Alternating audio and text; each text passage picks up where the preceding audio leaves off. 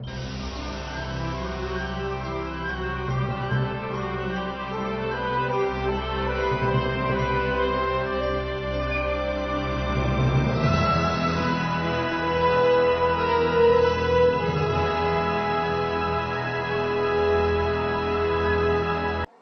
bahagia bila menikah dengan wanita seperti dirinya? Namun kenyataannya tidak. Karena istrinya begitu cantik, sang suami pun mulai kehilangan rasa percaya dirinya. Ia pernah mengambil dompet istrinya ketika istrinya sedang mandi. Takut jika istrinya diam-diam selingkuh di belakangnya. Bahkan setiap kali istrinya keluar rumah, ia akan diam-diam membuntutinya dari belakang. Melihat sang istri pergi kemana, tindakannya ini sebenarnya tidak salah. Selain cantik, istrinya juga memiliki sikap yang ramah, sehingga ia sangat mudah bergaul. Seringkali istrinya itu diajak oleh teman prianya pergi bermain bersama. Tapi setiap kali sang suami bertanya siapa sebenarnya pria itu, sang istri selalu menjawab bahwa pria itu adalah sahabat dekatnya. Dalang adalah seorang bos dari sebuah kota wisata. Ia secara tidak sengaja diperkenalkan oleh temannya kepada Jin Lian.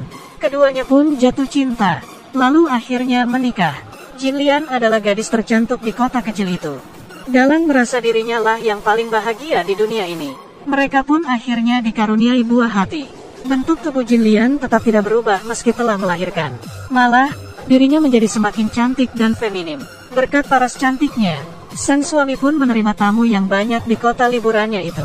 Hari itu bagian resepsionis sangatlah sibuk. Sang suami juga mendengar tawaan istrinya samar-samar di samping lobi. Dalang pun membuka pintu dan masuk. Ia pun melihat Jin Lian tengah berduaan bersama pria tak dikenal. Pria itu bernama Simen, anak dari seorang pengusaha kaya raya, yang sering mampir ke kota itu. Belum sempat berbicara sekata, sang istri langsung memberitahu bahwa mereka tengah menonton film, dan mereka sengaja mematikan lampu supaya lebih seru. Setelah itu, ia memperlihatkan muka jeleknya pada Dalang, seakan-akan membuang jauh-jauh permasalahan ini. Hati Dalang sebenarnya gusar. Namun ia juga tidak enak hati untuk banyak bertanya. Selang beberapa hari, istrinya itu pun kepergok pulang bersama seorang bapak-bapak, membawa sejumlah kado di tangannya. Bapak itu juga merupakan tamu di kota tersebut. Bahkan sebelum pergi, bapak itu masih sempat mencium tangan Jin Lian di depan Dalang, dan mengajaknya lain kali untuk jalan-jalan bersama lagi. Sejak itu, Dalang semakin merasa ada yang tidak beres dengan istrinya. Mumpung istrinya sedang mandi, ia pun membuka kado yang diberikan bapak-bapak tadi. Ternyata adalah sebuah tas bermerek. Sehabis mandi, istrinya berdandan begitu cantik, dan menggunakan rok panjang yang seksi. Ia berkata akan pulang ke rumah orang tuanya. Hati Dalang menjadi gelisah. Apakah perlu dandan secantik itu jika hanya ingin pulang ke rumah orang tua? Jadi, ia pun membuntuti istrinya itu dari belakang. Penasaran kemana sebenarnya sang istri akan pergi. Benar saja, sang istri berjalan melewati rute yang janggal. Ini bukanlah jalan pulang menuju rumah orang tuanya. Saat itu juga, Simen tiba-tiba muncul di hadapannya. Dalang pun bergegas mengejarnya. Setelah melihat sekeliling, istrinya dan Simen telah menghilang. Untuk membuktikan apakah istrinya berbohong, ia pun mendatangi rumah orang tua istrinya itu. Tak lama kemudian, terdengar suara istrinya dari belakang. Ia berkata bahwa orang tuanya sedang tidak ada di rumah. Karena itu, Dalang pun tidak bisa banyak bicara. Lagi pula, ia tidak punya bukti apa-apa. Sampai suatu hari, Jin Lian kembali menghilang. Dalang pun datang ke sebuah pantai, dan menangkap basah istrinya, sedang berselancar menggunakan pakaian renang seksinya. Kapal yang menariknya itu pun dikendarai oleh Simen. Dalang pun segera mengejarnya.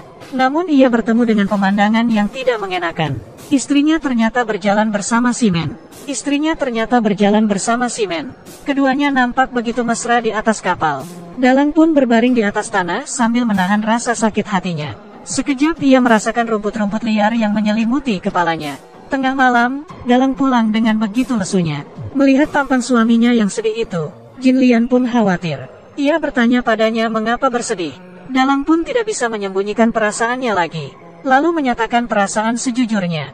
Namun Jin Lian menyangkal perkataan suaminya itu. Ia berkata bahwa dirinya dengan Simen hanyalah teman biasa, bukan seperti yang Dalang bayangkan. Melihat tatapan istrinya yang begitu tulus, Dalang pun akhirnya percaya padanya. Keduanya pun berpelukan dan baikan. Beberapa bulan pun berlalu. Jin Lian sekarang mulai menjaga hubungannya. Ia pun tidak pernah menghubungi Simen lagi. Sayangnya, itu tak berlangsung lama.